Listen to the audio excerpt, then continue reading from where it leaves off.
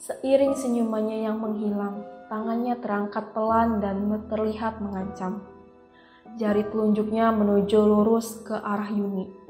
Lalu sebuah suara terdengar, lembut tapi mengerikan.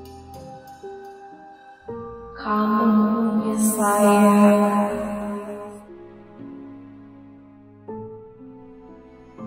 Assalamualaikum warahmatullahi wabarakatuh. Selamat malam teman-teman. Perkenalkan, nama saya Virga, host dari channel Sketsa Malam. Kali ini saya akan membawakan cerita horor kisah nyata dari akun Twitter @aras_anggoro. Bagi teman-teman yang lebih suka membaca, bisa langsung kunjungi akun Twitternya. Tapi bagi teman-teman yang lebih suka mendengarkan, bisa langsung simak cerita berikut ini. Oh ya, sebelum masuk ke ceritanya, bagi kalian yang memiliki kisah horor nyata, bisa banget kirimin ceritanya ke email kami di sketsamalam.id@gmail.com. Dan jika suka dengan channel ini, bisa langsung di-subscribe channel Sketsa Malam. Oke, tanpa basa-basi, cerita horor dimulai.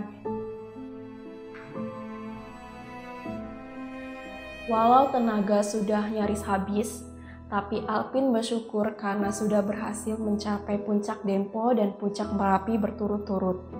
Sekarang yang mereka perlukan tinggal menuju pelataran, masuk tenda dan beristirahat. Mereka berenam, 5 laki-laki, Amran, Idan, Anes, Ale, Alpin, dan 1 orang perempuan, Yuni. Mereka semua masih sekolah. Hanya Bang Amran dan Bang Idan yang sudah lulus sekolah. Dalam pendakian Dempo itu, Bang Idan bertindak sebagai pemimpin rombongan. Karena selain lebih tua, dia juga pernah kesini sebelumnya. Begitupun Bang Amran dan Yuni. Sementara buat yang lain termasuk Alpin itu adalah pendaki perdana mereka. Ada satu kekilafan atau keteledoran, namun akibat yang ditimbulkan tak pernah terbayangkan oleh mereka. Tanpa sengaja, Bang Idan membawa kartu remi bergambar porno di dalam kantong celananya ketika baru saja berganti pakaian setelah mereka baru sampai di pelataran.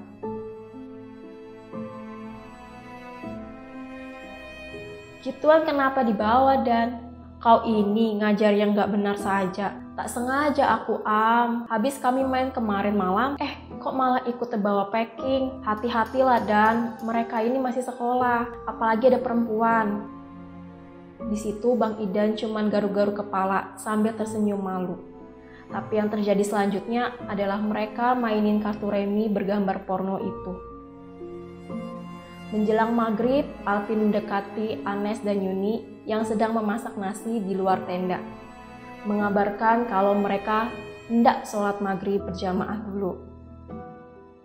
Aku sholat maghrib dulu, Nes, Yun. Anes mengangguk kepala dan menjawab, "Iya, Pin, aku di sini menemani Yuni. Dia head soalnya. Tadi enggak, baru banget dapet." Akhirnya mereka berempat sholat maghrib berjamaah, sedangkan Yuni dan Anes berbeda keyakinan. Setelah selesai sholat, nasi pun matang. Tapi baru saja mereka bersiap untuk makan, tiba-tiba gerimis disertai angin kencang yang disusul oleh badai menerjang.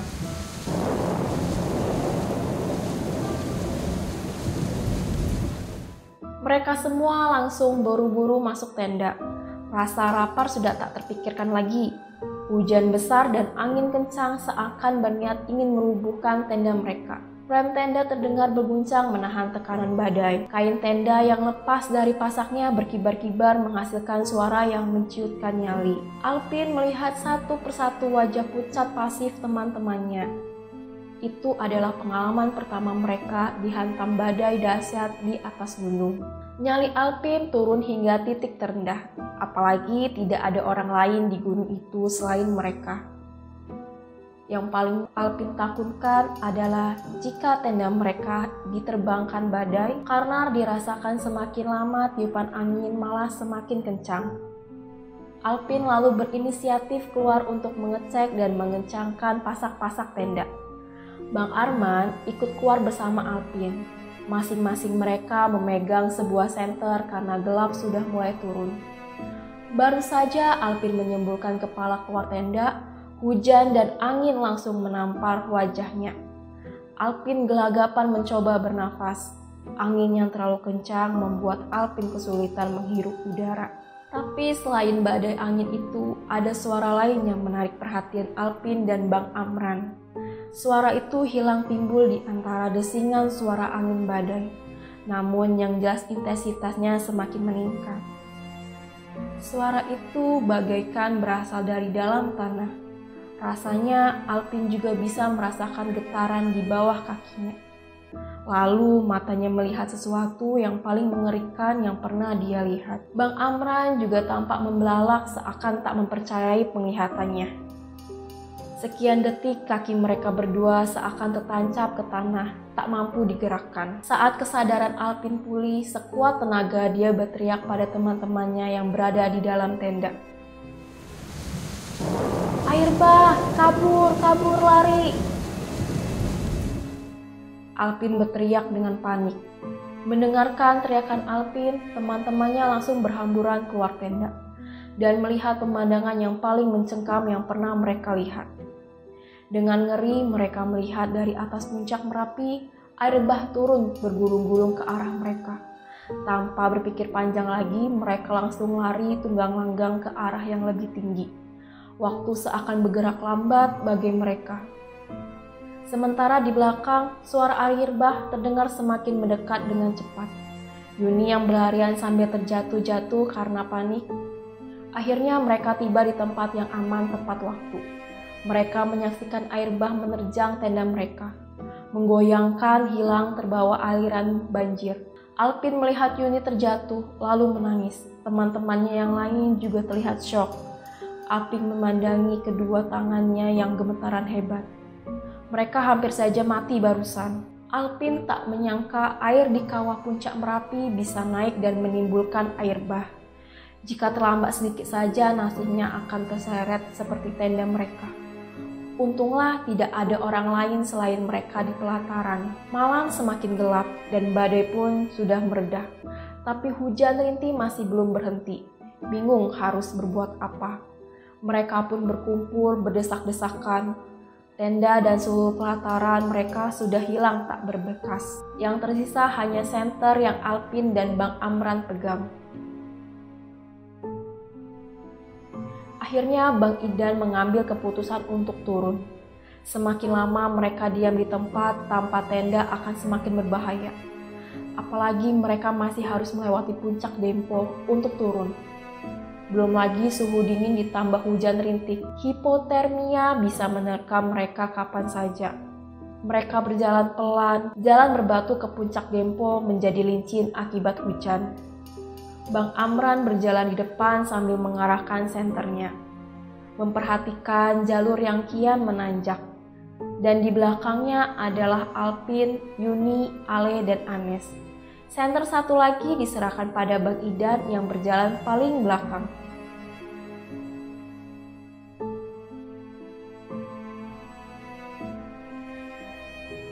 Ketika Alpin sedang konsentrasi mengatur nafasnya, tiba-tiba petir menyambar puncak pohon cantik yang berada di belakang mereka.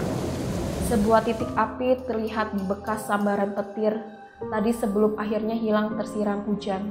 Mereka semua saling berpandangan tanpa berkata apa-apa. Belum juga hilang rasa kaget mereka. Sebuah petir lagi-lagi menyambar pohon cantigi yang lebih dekat dengan mereka. Lalu petir yang lain menyambar sebuah batu besar yang jaraknya lebih dekat lagi. Belum langsung terbelah dan terbakar api, jantung Alpin berdegup kencang. Firasatnya mengatakan ada sesuatu yang salah. Instingnya memberi saran agar dia cepat lari dari situ. Seakan petir ini mengejar mereka. Dan tanpa komando lagi, mereka semua berlari dengan panik. Petir-petir itu terus menyambar di belakang mereka dan semakin mendekat. Dalam kepanikan itu, Alpin mendengar isak tangis Yuni yang sedang ketakutan. Lalu sebuah tiang cahaya putih raksasa menghujam beberapa meter di depan mereka. Alpin pun pasrah dengan petir yang sedekat ini tak akan mungkin selamat. Tapi itu bukan petir. Kini di depan mereka terlihat seorang wanita cantik bergaun putih. Matanya menatap mereka penuh kebencian. Mimik wajahnya terlihat sangat marah. Alpin merasa seluruh tubuhnya gemetaran dan tak mampu bergerak walau hanya untuk menunduk. Yang bisa mereka lakukan hanya terpaku menatap senyum sinisnya. Kedua tangannya terlihat sedang memainkan sesuatu. Dan di saat Alvin melihat lebih jelas ke tangannya, ternyata ada kartu remi bergambar porno milik Bang Idan.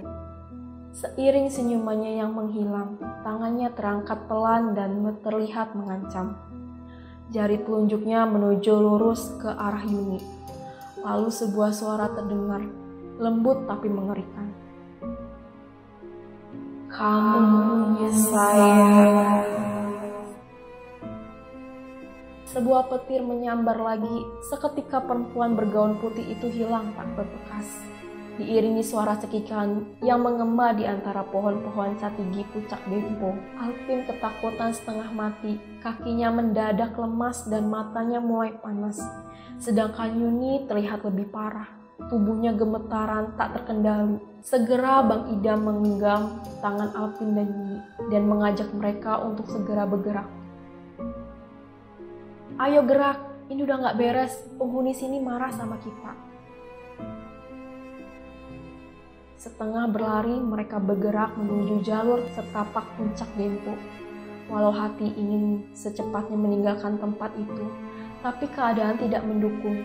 Keadaan malam yang gelap gulita, ditambah jalur berbatuan yang licin karena basah dan sumber cahaya yang ada di depan dan di belakang malah membuat mereka lebih lambat dari sebelumnya.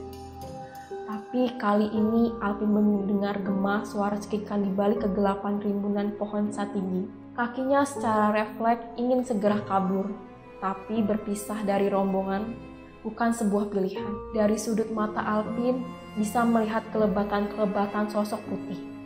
Dan dia sungguh tidak ingin memastikan sosok itu apa sebenarnya. Gerimis sudah mulai berhenti dan hembusan angin masih saja kencang. Di situ Alvin tidak bisa membedakan apakah ini menggigil karena ketakutan atau kedinginan. Mereka masih mampu bergerak karena mereka merasa dijaga oleh Bang Idan yang berada di depan dan Bang Amran di belakang. Berkali-kali mereka selalu mengingatkan untuk bergerak dan terus berdoa. Alvin mendengar suara Anes di belakang bertanya pada Bang Amran. "Bang, tadi itu siapa, Bang?" Walau suaranya pelan, tapi masih cukup terdengar oleh Alvin. Bang Amran tidak langsung menjawab. Ada jeda sebentar sebelum akhirnya dijawab dengan suara yang terdengar ragu. "Putri Dempo."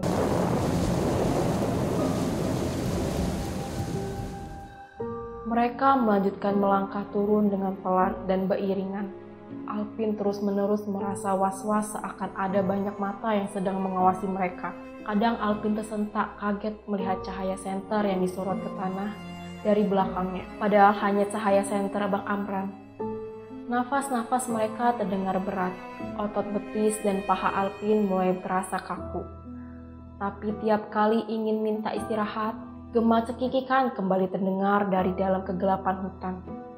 Suara itu seakan menertawakan mereka yang dicekam ketakutan. Dan Bang Idan juga terus-menerus meminta mereka untuk lebih cepat. Alvin mengerti kekhawatiran Bang Idan. Gunung Dempo ini bukan gunung sembarangan. Secara berkala di gunung ini terus-menerus terjadi insiden yang serius. Orang hilang dan meninggal sudah umum terdengar. Di sini posisi jalan mereka berubah. Bang Amran dan Bang Idan berganti posisi. Yuni di belakang Bang Amran dan Alvin di tengah. Dari belakang Alvin mendengar suara Bang Idan mengingatkan untuk jalan dan jangan putus berdoa. "Nes, doa menurut keyakinan kamu, Yuni juga." "Iya Bang." Akhirnya mereka semua merasa lega karena sudah melewati hutan Catigi. Pohon-pohon Catigi dengan cabangnya yang kurus seperti jari-jari mayat membuat Alvin merasa tak nyaman. Mereka mulai masuk hutan yang sepanjang jalur berisi pohon-pohon besar dan mulai rapat. Di belakang pohon-pohon itu, kabut putih bergerak pelan. Bayangan samar-samar pohon kurus di balik kabut baginya seakan hidup dan mengawasi langkah mereka. "Vin, fokus ke depan, jangan tengok kanan kiri." "Ya Bang." Dari sudut pandang mata seringkali terlihat sesuatu, tapi Alvin memaksa pandangannya terus fokus ke depan. Hingga tiba-tiba di luar keinginannya Alvin sendiri, Wajahnya pelan-pelan menoleh ke samping kanan. Matanya langsung menatap 2 buah kunang-kunang yang terbang kira-kira 1 meter dari Alpin. Pandangannya terpaku ke arah 2 cahaya kecil itu. Semakin lama dia tatap, cahaya kecil itu pelan-pelan semakin membesar. Tubuhnya langsung kaku ketika menyadari itu bukanlah kunang-kunang, melainkan sepasang mata berwarna merah menyala. Mata itu menatap lekat pada Alpin tanpa berkedip. Sorot matanya terlihat sadis dan menampakkan ketidaksukaan. Perlahan-lahan wajahnya terlihat, lalu rambutnya, hingga akhirnya terlihat seluruh tubuhnya. Laki-laki itu memakai pakaian serba hitam, rambut panjang dan berantakan. Alpin masih belum mampu menggerakkan tubuhnya. Lehernya kaku, bahkan untuk mengeluarkan suara pun tak bisa. Tiba-tiba jantungnya seakan lepas ketika wajah makhluk tadi dalam sekejap sudah berada sejengkal dari wajahnya. Tapi wajah itu kini berubah menjadi busuk dengan belatung-belatung yang menggelikan dan keluar masuk di mata, hidung, dan kulit pipinya. Bau bangkai yang sangat busuk terhirup dan membuat Alpin mual. Matanya membelalak ngeri dan refleks berteriak sekuat tenaga. Dan wajah busuk itu terus mendekat. Jeritan Alpin semakin menjadi ketika dilihatnya kulit dan daging yang busuk di pipinya berjatuhan ke tanah. Sebuah tamparan keras menyadarkan Alpin. Bang Idan yang tiba-tiba sudah ada di depannya, ketika kesadaran Alpin mulai pulih, dia mendapatkan dirinya sedang duduk dengan posisi tangan menutupi wajahnya, dan teman-teman yang lain ada di sekelilingnya. Bibir Alpin gemetaran, begitu juga seluruh tubuhnya. Matanya mencari-cari keberadaan makhluk tadi. Lalu Bang Idan memegangi wajah Alpin dengan kedua tangannya, dan memaksa Alpin melihat lurus ke matanya. "Dek, sadar dek!" terdengar lembut suaranya. Tapi Alpin masih saja menjerit ketakutan. Hingga tamparan kedua mendarat di pipinya, barulah Alpin sadar sepenuhnya. Dengan bibir gemetaran, Alpin berusaha menjelaskan pada Bang Idan tentang penampakan tadi. Tapi yang keluar dari bibirnya hanya gumaman-gumaman yang tak jelas. "Istighfar, Dek." Alpin mulai beristighfar tanpa suara. Pelan-pelan Alpin kembali tenang. Kini di samping Alpin, Bang Amran berjongkok sambil mengusap-usap punggung Alpin untuk menenangkannya. "Istirahat sebentar Dan, kasihan adik-adik ini pasti lelah." Perut Alpin yang masih mual karena mencium bau busuk tadi berkontraksi dan akhirnya dia muntah-muntah. Melihat keadaan Alpin dan yang lain, akhirnya Bang Idan setuju mereka beristirahat sebentar. "Kan abang sudah bilang, Dek, jangan tengok-tengok, fokus aja ke depan." "Aku tidak noleh, Bang. Kepalaku muter sendiri."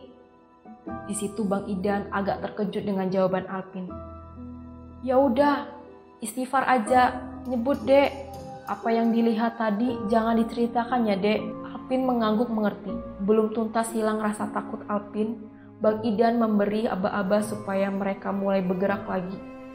Alpin yang masih lemas dipapah oleh Ale dibantu Anes, sedangkan Bang Idan kembali memposisikan diri di belakang. "Ingat ya, pandangan lurus aja ke depan. Kalau ada yang melihat sesuatu, diam saja, jangan diceritakan." Belum sempat salah satu di antara mereka menjawab, Alpin melihat sesuatu terbang melintas di depan mereka. Rasa penasaran rupanya lebih besar daripada rasa takutnya. Dilihat di atas mereka, beberapa sosok kuntilanak terbang dari pohon ke pohon.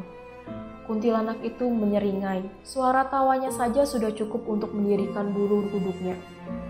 Buru-buru Alpin paksa wajahnya menatap tanah, berharap mereka tidak melihat. Lalu tangan Ale yang sedang menampah Alpin tersentak. Alpin melihat pandangan mata Ale yang sedang melihat ke samping. Di balik pepohonan, Alpin melihat sosok besar bermata merah. Seluruh badannya nampak dipenuhi bulu, tapi Ale tetap diam tak bersuara. Lalu wajahnya pucat dan keringat banjir di wajahnya. Penampakan demi penampakan terus bermunculan di sana-sini. Di atas, di dahan-dahan pohon, di balik semak-semak, sesekali mereka saling bertabrakan karena Bang Amran yang paling depan mendadak berhenti. Sesekali karena kuntilanak yang tiba-tiba melintas dan terkadang ada pocong yang menghalangi jalurnya. Bau-bauan timbul dan menghilang. bau bangkai digantikan bau bunga melati yang amat pekat, juga wangi bunga kamboja. Di situ jantung Alpin bergemuruh. Doa-doa tak putus dibisikkan hingga mulutnya terasa kering. Alpin tak ingin menjadi salah satu korban Gunung Dempo. Lalu telinganya menangkap bunyi-bunyian ganjil.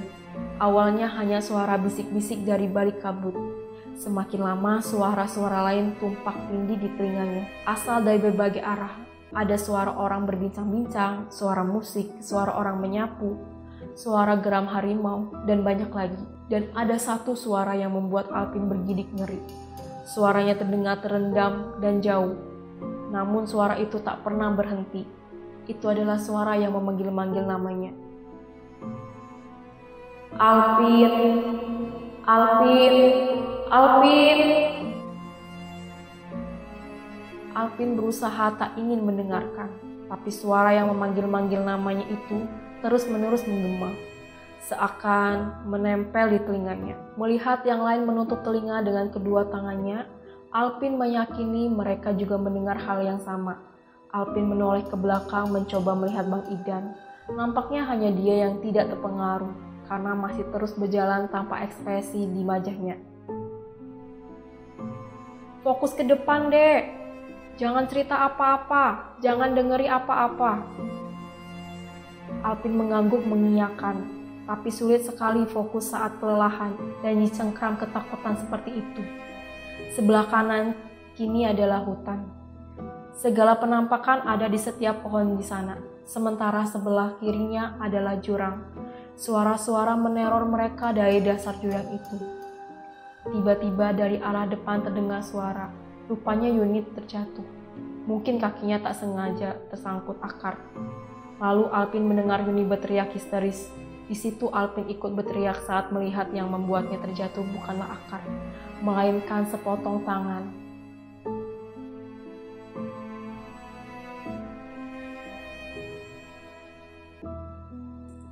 Bang Idan lagi-lagi menjadi dewa penolong Alpin, berlari dan langsung memeluk dan menenangkannya. Tapi cengkraman di kakinya tetap tidak hilang, justru semakin kuat menekan Alpin. Ada tangan, Bang, di kakiku dipegangnya, Bang.